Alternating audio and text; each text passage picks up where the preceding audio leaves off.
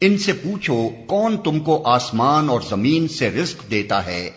یہ سماعت اور بینائی کی قوتیں کس کے اختیار میں ہیں؟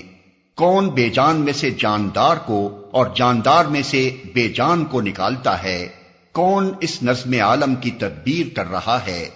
وہ ضرور کہیں گے کہ اللہ۔ کہو پھر تم حقیقت کے خلاف چلنے سے پرہیز نہیں کرتے؟ تب تو یہی اللہ تمہارا حقیقی رب ہے، پھر حق کے بعد گمراہی کے سوا اور کیا باقی رہ گیا؟ آخر یہ تم کدھر پھرائے جا رہے ہو؟ اے نبی دیکھو، اس طرح نافرمانی اختیار کرنے والوں پر تمہارے رب کی بات صادق آ گئی کہ وہ مان کر نہ دیں گے۔ ان سے پوچھو تمہارے ٹھہرائے ہوئے شریکوں میں کوئی ہے جو تخلیق کی ابتدا بھی کرتا ہو اور پھر اس کا اعادہ بھی کرے؟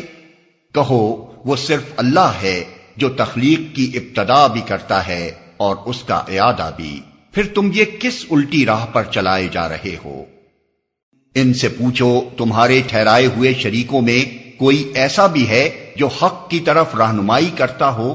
کہو وہ صرف اللہ ہے جو حق کی طرف رہنمائی کرتا ہے، پھر بھلا بتاؤ جو حق کی طرف رہنمائی کرتا ہے وہ اس کا زیادہ مستحق ہے کہ اس کی پیروی کی جائے، یا وہ جو خود راہ نہیں پاتا الا یہ کہ اس کی رہنمائی کی جائے؟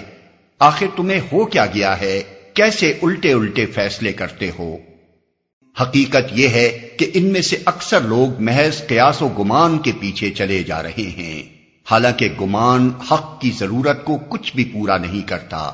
جو کچھ یہ کر رہے ہیں اللہ اس کو خوب جانتا ہے۔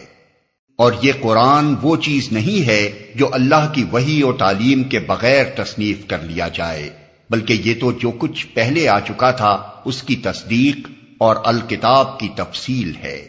اس میں کوئی شک نہیں کہ یہ فرما روائے کائنات کی طرف سے ہے۔